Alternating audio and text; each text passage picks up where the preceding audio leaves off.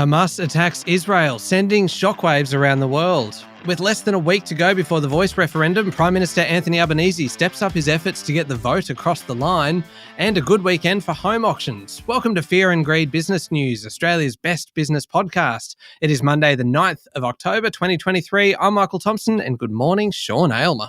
Good morning, Michael. It is Monday the 9th of October 2023. I love the way you say that every day. The fact that I sound almost slightly surprised by the date. Yeah. It's like, it's Monday the 9th. There we go. Well, I mean, the problem is that I'm never 100% sure until we start the show as to what day it actually is. So it's just a bit of a reality check for me. And often listeners wouldn't know this, but we have some sort of script. And, it's very early in the morning, so sometimes that script is a little rushed and the date is a bit wonky. So whenever you say the date or I say the date, I always check my phone as I'm saying it just to make sure we got the right day. So the difference between you and me, Sean, is that I don't check it as I'm saying it, check the date. Right. And so it's highly likely that at some point I will say the wrong date and it will get through. It's a very Ron Burgundy style thing to do. It is. He's our hero, Ron Burgundy. Indeed, he is. Now, after the show, Sean, you have an interview coming up with John Howie, who is Chief Commercial Officer at Stake, a supporter of the podcast. Yeah, look, we have a really interesting chat about, how you should think about investing in the current economic climate, and particularly the fact that retail spending has slowed. That's where we start, but it becomes much broader about investing and how to think about investing. It's a really interesting chat. Yeah, and John has some pretty remarkable credentials in this space, so it's a really interesting conversation and a great one for investors, so stick around for that one. The main story this morning, though, Sean, is a very serious one. Israel is at war with Palestinian militants after Hamas attacked Israeli towns near the Gaza Strip, killing hundreds and abducting more. Hamas gunmen pushed into more than 20 locations outside the Gaza Strip in Israeli territory. The Gaza Strip's a thin run of land on the eastern coast of the Mediterranean Sea. While it is disputed, it's been a relatively peaceful Palestinian enclave for many years now. The attack wasn't in the Gaza, but up to 24 kilometres into Israeli turf. Very significant that. Gunmen moved in to Israel, shooting down civilians and soldiers in a surprise attack on a Jewish holy day. Israeli media, citing rescue service officials, said hundreds of people were killed and thousands wounded, making it the deadliest attack in Israel in decades. In a televised address, Israeli Prime Minister Benjamin Netanyahu, who earlier declared Israel to be at war with Hamas, said the military will use all of its strength to destroy Hamas's capabilities. But he warned that the war will take time, and he said it will be difficult. Then last night, Hezbollah claimed responsibility for a rocket and artillery attack on Israeli-occupied land near the border with Lebanon, saying it was in solidarity with the Palestinian people. Very confusing, this, for many of us who don't follow this regularly, but Hamas are based in the Gaza and Hezbollah are on the other side, based in Lebanon. Sean, this region has been relatively peaceful for many years. Just how significant is what happened over the weekend? Extremely. In many ways, this is an even more dangerous geopolitical situation than Russia's invasion of Ukraine, partly because of the very close links between the US and Israel. Plenty of other links to consider, particularly between Hamas and other Arab nations like Iran. For example, Saudi Arabia and Israel, with the support of US President Joe Biden, have been shifting towards normalising relations. Quite a move there. That's now not going to happen anytime soon. If the US gets involved, it will have to divert weapons from Ukraine, and that will alter that conflict as well. Also, the fact that Israel was taken by surprise, they just were not ready for the attack. They knew that there had been movement among Hamas, but they didn't think it was about an attack on Israel. That will trigger some sort of response, which may well be far more violent than otherwise would have occurred. Also, Israeli citizens were kidnapped effectively and taken back to the Gaza Strip. What Hamas does with them is very concerning. Israel, no doubt, will want to hit back hard, but just needs to keep in mind that Hamas has its citizens. Then there are the markets. This conflict will rattle prices across the board. Oil's likely to rise, while equities, already under pressure, will struggle. Bond yields likely to rise also. Okay, locally, what was the response here? Prime Minister Anthony Albanese said Israel had the right to defend itself after the abhorrent attacks from Hamas. That was his word, describing it as a very dark 24 hours. The Palestinian militant group has been classified as a terrorist organisation by Australia since 2001. Albanese said no Australians, including Australian Defence Force personnel, were caught up in the attacks. Sean, last week feels like a very long time ago now, but how did local markets finish up on Friday? The S&P ASX 200 closed up 0.4% on Friday, edging back towards 7,000 points. Remember, last week was not a good week for markets. Financial and mining stocks led the way on Friday, with Westpac up 2%. National Australia Bank finished 1.5% higher, while Commonwealth Bank and ANZ both rose around 1%. BHP, Fortescue Metals and Rio Tinto all jumped sharply on Friday, as did Aristocrat Leisure. It rose 2.4%. Wesfarmers was the worst performing large cap, dropping nearly 2%. It was a very tough day on Friday for fund manager Magellan. Its share price fell 19%. After it reported a $4 billion drop in funds under management in September. It now has $35 billion in funds under management. From memory, it was close to $100 billion not that long ago.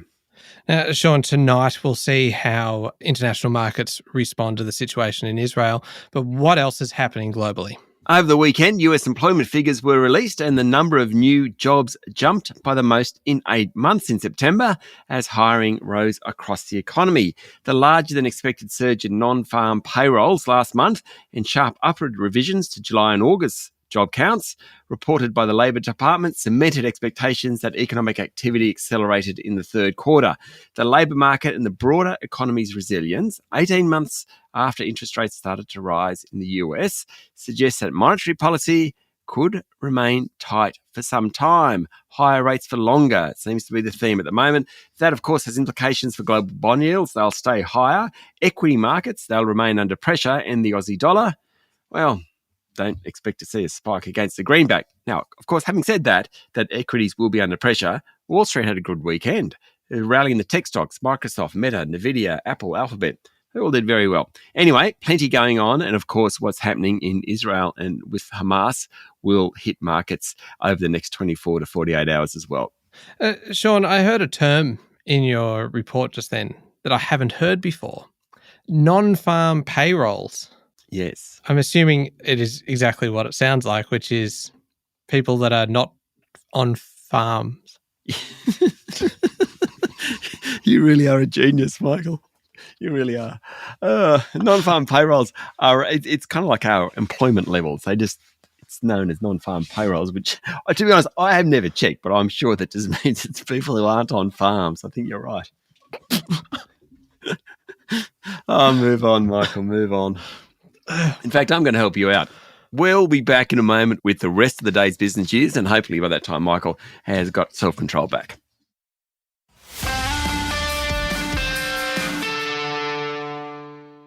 Sean, it's less than a week to go before the referendum on Indigenous constitutional recognition, and the Prime Minister was in full flight yesterday, pushing people to vote yes. According to the AEC, about 2.2 million people have already had their say on the voice. Albanese said he's hopeful Australians vote yes because it will lead to better outcomes for Aboriginal and Torres Strait Islanders. When asked why so many people will vote no, he hit out at the No campaign for creating confusion. He hit out at some media coverage and he hit out at opposition leader Peter Dutton. Only 8 of 44 referendums have passed, and undoubtedly the Yes campaign has much work to do if it's to succeed on Saturday. Albanese said he'll not use legislation to provide a voice to Parliament if the referendum is defeated on the weekend. Sean, a boom weekend for house auctions with more than 2,400 going to market across capital cities, and the clearance rate was pretty solid at 71%. The CoreLogic figures show that there were twice as many auctions over the weekend as the previous long weekend. Of course, that was the footy finals weekend. Melbourne's clearance rate, or the preliminary clearance rate over the weekend, was an impressive 72.7%, up from just 66% the previous week. Sydney was 69.7%. That was down a bit. In fact, the previous weekend it was 71.7%.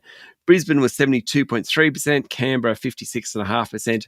And Adelaide always seems to lead the way, nearly 81%. The good news for sellers, maybe not buyers, is that prices are holding up. According to CoreLogic, home values are ticking up and will hit new highs later this year. Of course, some other measures suggest that some capital cities are already at new highs.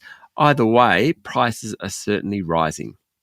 Rising interest rates and the cost of living crunch has left 1 in 20 mortgage households unable to cover essential expenses, according to new Reserve Bank analysis. Really interesting this. The proportion of struggling borrowers was about 1 in 100 in April last year. Then we got all those rate rises, pushing up monthly payments on a $600,000 loan, for example, by about $1,300 a month. Now, the Reserve Bank's gone back and broadened its definition of what essential spending is. So it's food, transport, utilities, right? But it's also stuff like health insurance and private school fees. The proportion of households whose income does not cover their costs when you expand it is at about 13%. That's up from 3% before those interest rates took hold. Very worrying. The 6-monthly Financial Stability Review says a small but rising share of borrowers are on the cusp or in the early stages of financial stress. The report says another 2 hypothetical rate hikes to 4.6%, remember it's currently 4.1%, that would send the estimated share of variable rate owner-occupier borrowers who are unable to cover their basic expenses to around 7%. Now, if you look at people on disposable income of below $78,000 a year, the lowest household incomes, the RBA analysis says that about 13% or 1 in 8 households can't meet their everyday expenses. Very worrying. Yeah, that really is worrying. Sean, the competition watchdog is due to give its ruling this week on one of the country's largest takeover deals, Brookfield and EIG's $18.7 billion offer for Origin Energy. Very big moment for the energy sector, Michael, given Brookfield has promised to spend between $20 and $30 billion to develop renewable energy generation projects. Brookfield and EIG have provided a bunch of commitments to get the deal across the line, and market watchers reckon any green light will come with conditions, particularly around AusNet. Now, AusNet is one of the 5 principal electricity transmission networks in Victoria. It's owned by Brookfield.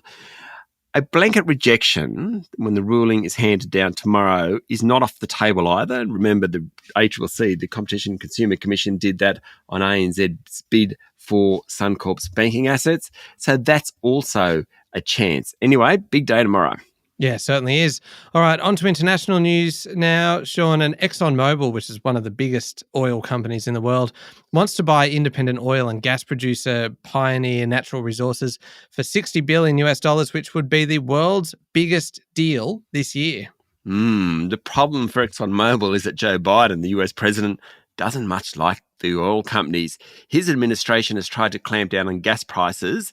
Gas prices have touched new records this year in the US, and Biden has asked the US Federal Trade Commission to investigate those prices. Last year, he also accused Exxon specifically of making more money than God. Now, Exxon made about $59 billion last year. What's that? 90 billion Aussie dollars last year. Don't know how much God made, but he certainly has a point when it comes to Exxon making money. If the deal's successful, though, Exxon's output would increase to about 1.2 million barrels of oil a day. That is a significant amount of oil. Now, Sean, the death toll from strong earthquakes that shook Western Afghanistan over the weekend has risen to over 2,000. It's one of the deadliest earthquakes to strike the country in 2 decades. A powerful magnitude 6.3 earthquake, followed by strong aftershocks, killed dozens of people in Western Afghanistan on Saturday, the country's National Disaster Authority said. That's according to Bloomberg.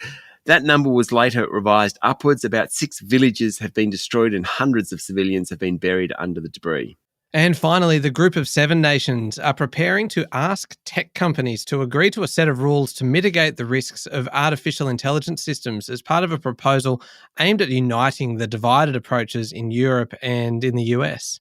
The 11 draft guidelines, which will be voluntary, include external testing of AI products before they're deployed, public reports on security measures, and controls to protect intellectual property, according to a copy that was seen by Bloomberg News. The G7 are meeting in Japan this week. Meanwhile, Japanese Prime Minister Fumio Kishida will unveil plans to regulate developers of generative artificial intelligence today. His rules aim to combat misinformation by helping the public distinguish between images and information generated by AI and those that aren't. All right, now up next is a Fear and Greed business interview with John Howie, Chief Commercial Officer at Stake. Yep, all about investing today, particularly given the economic climate that we are in. Well worth a listen. Yeah, certainly is. And Stake is, of course, a very good supporter of Fear and Greed. That one's coming up next in the Fear and Greed playlist on your podcast platform or at fearandgreed.com.au. And well worth a listen as well. Fear and Greed the week ahead, featuring Stephen Koukoulas, our resident economist. Yes, very excited about what's going on with bond yields, aren't we all, Michael? A bit of a quieter week, this one, but we have a good chat about what's going on in US markets and things like that. You know what I'm going to do next week? Well, actually, what I'm going to get you to do next week, Sean. I'm going to get you to ask Stephen Koukoulas about non-farm payrolls. Ooh. How about that for a teaser? Tune in next week to the week ahead to find out more about non-farm payrolls. That'll have them coming through the door. Why not? Yeah. All right. Thank you, Sean. Thank you, Michael. It is Monday, the 9th of October, 2023. Make sure you're following the podcast and join us online on LinkedIn, Instagram, X, and Facebook. I'm Michael Thompson, and that was Fear and Greed Business News. Have a great day.